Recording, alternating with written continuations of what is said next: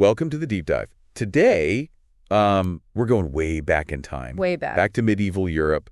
We're going to be exploring the three orders. Ooh. It's kind of like a societal caste system. But way before caste system was even, like, a thing? Yeah, right. It's more dynamic than just a rigid caste system, though. Okay. It's more like a framework for understanding how medieval society actually functioned. Okay. Like who had the power, who was doing all the work, Yeah. and how they all interacted with each other. So it's not as simple as just, like, knights and nobles and peasants. No, not There's more nice. nuance to it. For sure. So the three orders were the clergy, the nobility, and the peasantry. Okay. And each of them had their own internal hierarchies and complexities. Okay. And then the relationships between these groups were always changing. They were influenced by all sorts of things, Like what? like climate change and even pandemics. All right, I'm definitely intrigued. Yeah. Let's just break it down, like, one by one. Okay. With these three orders. All right.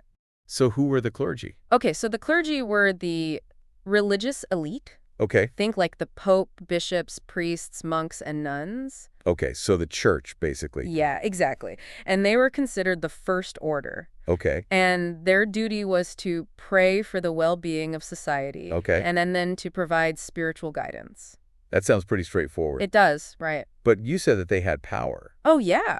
I just thought they were all about, like, piety and prayer and stuff. Oh, you can't underestimate the church's influence in medieval Europe. Really? Oh, for sure. Okay. They owned huge amounts of land Uh-huh. and collected taxes and even had their own courts. Oh, wow. So, for example, bishops, Yeah. they often acted like secular lords. Okay. They had a lot of political and economic power. Wow, so they had, like, a lot of power. They did. Not just religious power. No, they had secular power as well. That's a power play. Right. Okay. Pretty interesting. So if the clergy are at the top, Okay. who were the nobles? All right, so the nobility, that was the second order. Okay. And they were like the warriors and protectors of the realm. Think of like knights in shining armor. Okay. Powerful lords who are ruling over these massive estates. Okay. And those like imposing castles. Oh, yeah. Dotting the landscape. Yeah, okay. So they were like the muscle of medieval society. So where did they get their power from? Okay, so it was a combination of military might Okay. and the system called vassalage. Vassalage. Yeah.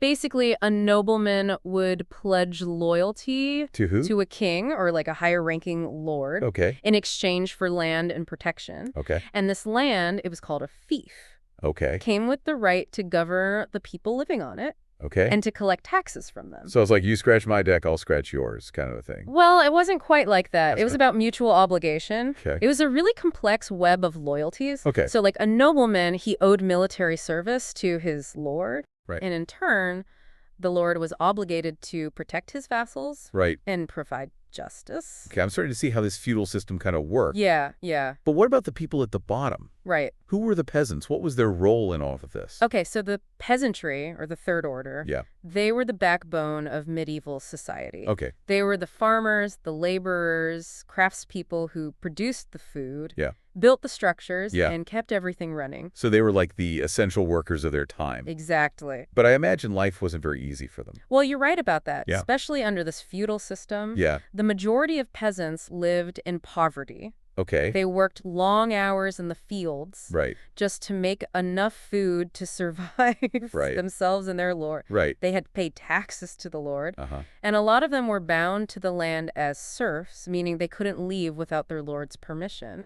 Whoa, that's restrictive. It was. Was there any chance for them to, like, Yeah. improve their social standing? That's a good question. Or was it just like you're stuck where you are? Well, social mobility was really, really limited. with Okay, yeah. three orders, like people thought they were decided by God. Okay. So moving between them was almost impossible. So, like, there's no rags to riches stories in medieval Europe. Well, I mean, there might be a few exceptions, but Yeah. for the vast majority of people, their position was just determined at birth. Okay. You were pretty much stuck. So this was designed to keep everyone in their place. Pretty much. Right. The three orders, they just provided this framework for understanding power, Okay. obligation, and social hierarchy. In medieval Europe? Yeah. All right, I'm starting to get a sense of how this medieval world functioned. Yeah, it's interesting, right? But I am curious about the specifics. Yeah. Like, what did daily life actually look like for Right. people in each of these orders? Okay, so let's start with the heart of the system. Okay. The manor. What was going on Right. in these self-contained communities? Yeah, like, were they just doing whatever they wanted? Well, imagine a large estate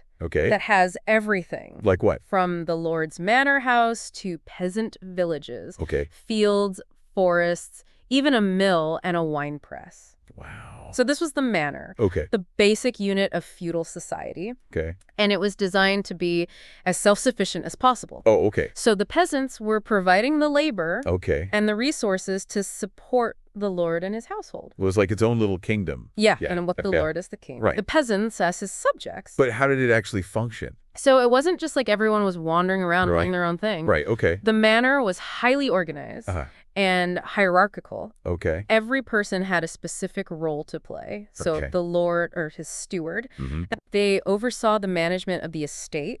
Okay. They collected the rents and taxes. Okay. Organized the labor. Right. And just made sure that everything was running smoothly. So the Lord was like the CEO of the manor. Yeah, that's a good way to put it. But where did the knights fit into all of this? Okay, so knights were a really integral part Okay. of the feudal system. Right. They provided military service to their lords in exchange for land and support. Okay. So a knight might be granted a portion of the manor as his fief, Okay.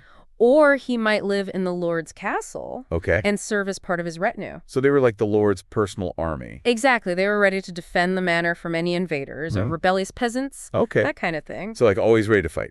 Yeah. Knights were professional warriors. Okay. They trained from a young age in horsemanship, Uh-huh. swordsmanship, Oh, yeah. and the code of chivalry. Speaking of chivalry, Yeah. was that just for show? Uh, Or did it actually influence their behavior? so chivalry was both an ideal and a code of conduct. Okay. Now, not all knights lived up to its lofty standards, Right. but it did shape their worldview Okay. and influence their actions. Okay. It emphasized virtues like courage, honor, Yeah. loyalty, and courtesy. Right. And knights were expected to embody these qualities both on and off the battlefield. So like their own version of a corporate code of ethics? Kind of, yeah. Okay. It was a way to make sure that they were using their power responsibly. Interesting. Yeah, okay. Pretty fascinating. So it sounds like it wasn't all just fighting and stuff. There was Mhm. actually a lot of There are rules. yeah, rules and Moral codes. yeah, codes to follow. Yeah. Okay. Very interesting. Okay, so I'm starting to get a feel for the knights and their role in this medieval world. Yeah. But what about the people who weren't born with a sword in their hand? Right. What was it like to be a peasant living on a manor? For most peasants, life was just a constant struggle for survival. Okay. Their days were consumed by backbreaking labor in the fields, Right. tending crops, livestock, I'm picturing those historical dramas where everyone's covered in mud. right? Was it just one big mass of No, people no. toiling in the fields? There were distinctions even within the peasantry. For example, free peasants, they owned their own land, Oh, okay. but they still owed rents and services to the lord. Right. They had a little bit more autonomy Okay. than serfs who were tied to the land and completely under the lord's control. So being a serf was like being stuck in a dead-end job. Yeah, essentially, with Okay. no chance of promotion. Right. Serfs couldn't leave the manor without permission, Wow. and they were obligated to work the lord's land in addition to their own small plots. That doesn't sound like a very fun life. It was tough. Did they ever have any time for fun? Or Whoa. was it just work and more work? Life was tough, for sure. Yeah. But even peasants found ways to celebrate, Okay. connect with their community. Like what? They had religious holidays, Re- village festivals. They Okay. would gather in the evenings for storytelling and music. So it wasn't all doom and gloom. No, not at all. Right. These moments of community and celebration were really important for Yeah. maintaining morale, Okay. fostering a sense of solidarity amongst the peasantry. Okay, so they were really resilient. They were. And they found ways to enjoy their lives. They did! Even though it was difficult. It was. Okay, that's good to hear. Mhm. So we talked about the peasants.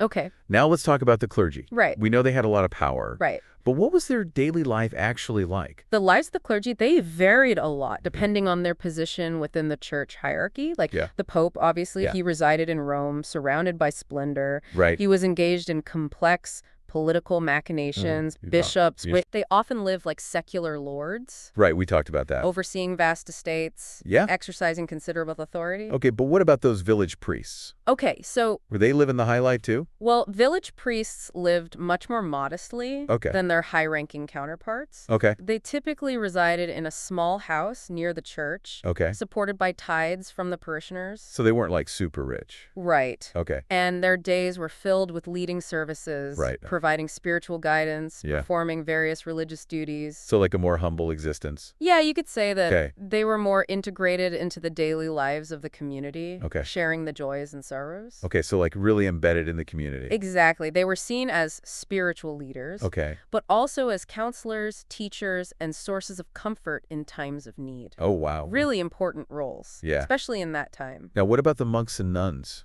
Okay, so monks and nuns, Yeah. they lived in monasteries and convents, Right. which were self-contained communities Okay. dedicated to prayer, Uh-huh. contemplation, Okay. and scholarship. Right. They took vows of poverty, chastity, and obedience. Right. They were renouncing the material world Okay. to focus on their spiritual journey. It sounds like a very different path from the knights and nobles. It was. Yeah. What do you think motivated people to choose this life?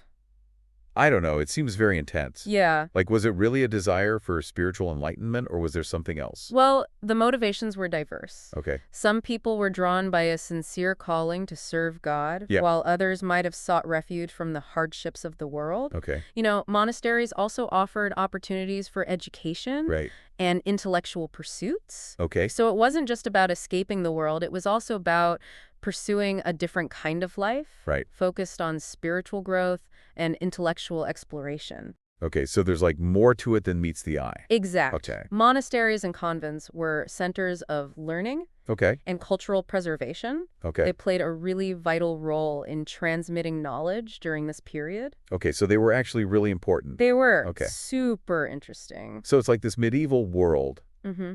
more complex than we think. Yeah, definitely. It's not all just knights and castles. Right. There were like all these different paths people could take, Absolutely. different ways of living, Yeah. experiencing the world. The three orders provide a framework, Okay. but within each order, there was a whole spectrum Right. of experiences, motivations, Yeah. and social dynamics. So much diversity. Yeah, lots of it. Right. So we've explored the peasants and the clergy, Yeah, but now what about the people at the top of a feudal pyramid? right.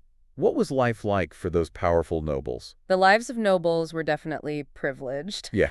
But they also came with significant responsibilities. Okay. As lords of the manor. Right. They were responsible for maintaining order, Okay. dispensing justice, Okay. and defending their lands. So it wasn't all just fun and games? Not really. Okay, so they had like real work to do. Absolutely. Like Like the- managing a large estate, Yeah. collecting taxes, Okay. resolving disputes, Right. preparing for war. Oh, wow. So a lot of responsibilities. Right, all part of a nobleman's duties. Okay. They also had to navigate those complex feudal obligations, Right. balancing their loyalty to their overlord Yeah. with the needs of their vassals. It sounds like a demanding job, It was. even with all those servants and castles. It was still demanding, Okay. but of course they did have time for leisure activities. Right. Were they really jousting and feasting all the time? Well, nobles valued leisure and entertainment, jousting tournaments, Yeah. hunting expeditions, Right. feasts, Yeah. musical performances. Okay. These were all part of their social life. Okay. And these activities served not just as amusement, Okay. but also as opportunities to show off their wealth, Okay. their status, their prowess. It's kind of like those lavish corporate retreats we hear about today. Right, it's a way to network, Yeah. build alliances, assert dominance. Right.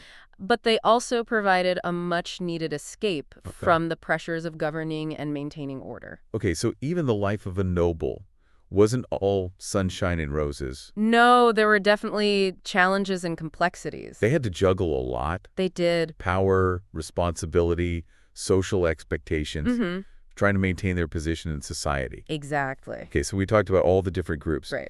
But what about those forces that reshaped medieval society? Okay, yeah. Like climate change, technological advancements, Mm-hmm. even the Black Death. Yeah. How did these things impact the three orders? Those forces had a huge impact Uh-huh. on the course of medieval European history. Okay.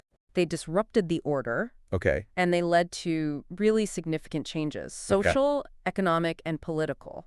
All right, so a lot of changes. A lot of changes. Okay, well, let's start by exploring how the environment, Okay. like climate fluctuations, Okay. influenced life in medieval Europe. All right, sounds good. So let's talk medieval weather. Okay, so we're talking medieval weather patterns. Yes. Did they really have that much of an impact Oh, yeah. on people's lives? Oh, for sure. I mean, beyond just like if you needed like a thicker cloak or not. Right. You'd be surprised at how much the climate influenced everything. Like what? like agriculture, and even social stability. Oh, wow. Europe experienced some big climate shifts during this time, Okay. and they had both positive and negative consequences. Okay, give me an example. Okay, so from around the 11th to the 13th centuries, Okay. Europe had a period of really warm weather. Oh, okay. Historians call it the medieval warm period. Okay. Think milder winters, longer growing seasons, Okay. more abundant harvests. So it was a good time to be a farmer. It was... People were probably pretty happy about yeah, that. agricultural production increased, populations grew, Okay. and a lot of regions experienced some prosperity. So even this period of warmth had its downsides. Yeah. What? Like too much sunshine? No, not quite. The increased population and demand for resources Yeah. put a lot of pressure on the land. Okay. Forests were cleared for agriculture, Right. which led to soil erosion in some areas. Oh, okay. Plus, the growing population meant more competition Right. for land and resources, which led to conflict sometimes. So even good weather can have consequences. Right. What happened when this warm period ended? So around the 14th century, Okay. Europe entered a much colder period Okay. called the Little Ice Age. Oh, okay. And this had a pretty dramatic effect On what? on agriculture. Okay. Growing seasons got shorter, harvests declined, Right. and famines became more common. That sounds rough. It was, I bet those feats we talked about yeah, weren't happening as much. probably not. How did this colder climate affect the three orders? Okay, so it basically just made those existing social tensions worse. Okay. So the nobility, they were still relying on agricultural production for their wealth, Okay. and they often had to impose heavier taxes on the peasants to make up for it. To make up for the loss. Yeah, the declining yield. And this, along with the food shortages and economic hardship, just fueled unrest and even rebellion in some areas. So the Little Ice Age was bad news. Pretty much. It definitely contributed to destabilizing the feudal system. Okay. But then another, even more catastrophic event was on the horizon, Oh no, what? the Black Death. Okay, this is starting to sound like a disaster movie. Right. Remind me, what exactly was the Black Death? The Black Death was caused by the bubonic plague, Right. which was a really contagious and deadly disease, Okay. spread by fleas that lived on rats. Oh, yikes. And it just swept through Europe so fast. Okay. And it killed a huge portion of the population. Like how much? Like a third to a half. Wow. That's just unimaginable. It was devastating. Entire communities just wiped out. Yeah. So how did this affect the three orders? It had a profound impact on everyone. Okay. The massive loss of life Yeah. led to a huge labor shortage. Okay. And suddenly, the peasantry, who had always been at the bottom, Yeah. they had more bargaining power Really? because their labor was so desperately needed. Well- They could demand higher wages and better working conditions. So the Black Death, as horrific as it was, Yes, actually gave more power to the peasantry. it did. Wow. Talk about unintended consequences. Right. It's crazy how a tiny flea I know. can change history. It's amazing how interconnected everything is. It is. Now, amidst all of this upheaval, Yeah. another force was at play. The rise of towns and trade. Okay, we haven't talked much about towns yet. No, we haven't. Were they like those bustling medieval cities we see in movies? Yeah, pretty much. Okay. Marketplaces, cathedrals, guilds of craftsmen. Yeah, okay, cool. Towns emerged as centers of commerce and innovation, Okay. and they attracted people from rural areas. Who were looking for something new. Exactly. New opportunities. Okay. And towns offered a degree of social and economic mobility That you couldn't find anywhere else. that was unheard of in the traditional feudal system. Okay, so people were leaving those manors and heading for the city. Yeah, in a way, towns offered a chance to escape all those feudal obligations. Yeah. You could pursue a trade, become a merchant, or join a guild. Okay. They were vibrant. They Okay. had diverse populations Cool. and a growing sense of independence from that traditional order. So it sounds like this was a major turning point Yeah, for sure. in medieval European history. It really was. It marked a shift away from that agrarian feudal society Right. towards a more complex and urbanized society. Right. Okay. Wealth and status could be achieved in different ways now. Not just through land, Right, not just land ownership anymore. through trade and industry. Exactly. Okay, that's a big change. Yeah, definitely. So did the rise of towns challenge the traditional hierarchy? Absolutely. Some historians even say What do we say? that this emergence of a powerful merchant class Yeah. represented a fourth order. A fourth order? Yeah, distinct from the clergy, nobility, and peasantry. Oh, wow. They operated outside the traditional feudal structure, So they were like their own thing. pretty much. Created their own systems of governance and social organization. That's fascinating. Right? Lots of changes happening. Yeah, it really seems like it. So what about those magnificent cathedrals we see in pictures? Oh, yeah. How do those fit in? Cathedrals were more than just religious buildings. Okay. They were expressions of faith, artistry, and community pride. Okay. They were funded by a mix of sources: Like what? wealthy patrons, church tithes, and even ordinary people. Wow. Their construction often took decades, even centuries, Wow, that's a long time. involving generations of skilled artisans and laborers. That's incredible. They were massive undertakings. They sound like it. So what role did they play in medieval life? Okay, so cathedrals were centers of religious and social life. Okay. They hosted services, Okay. served as venues for events, Okay. and they even functioned as marketplaces sometimes. Oh, wow. So they were like multi-purpose. They were. Those towering spires and stained glass windows that Yeah. inspired awe and wonder, Okay. really reinforced the power of the church. Okay, so we've covered a lot of ground here. We have. From the feudal system to the forces that reshaped it. Yeah, lots of information. So what ultimately led to the decline of feudalism? Okay, well, the decline of feudalism was a gradual process Okay. driven by a bunch of factors. Like what? The Black Death, the rise of towns, the money-based economy. Yeah. All of these contributed to weakening those bonds of feudalism Okay. and empowering monarchs. So monarchs like Louis XI and Henry VII. Yes. They seized this opportunity to centralize power. Okay. They built strong armies, increased taxation, Okay. reduced the influence of the nobility. So it went from decentralized power to a more centralized system? Exactly, based on royal authority. And that had a lasting impact Yeah. on Europe. It set the stage for the political landscape we see today. Wow, what a journey through medieval Europe. I know, it's fascinating, right? From knights and castles to peasant revolts and pandemic. It's a lot to take in. It is. It really is. It reminds us that history is never static. Right. Even systems like the Three Orders were always changing. So for our listeners who are thinking, Yeah. why should I care about this? Right.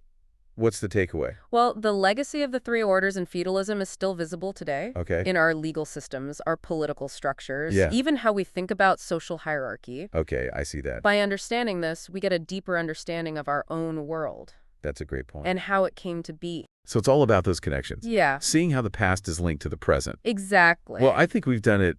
I think so too. Unpack the medieval world of the Three Orders. It was fun. It was.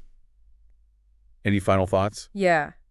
History isn't just dates and names. Okay. It's a tapestry of human stories. Okay. So as you explore the past, remember to look beyond those grand narratives. Yeah. Look for the individual voices. Okay. Moments of courage, resilience, ingenuity. Which shapes our journey. Exactly. Beautifully said. Thank you. And on that note, we'll say goodbye. Farewell. Until next time, keep diving deep.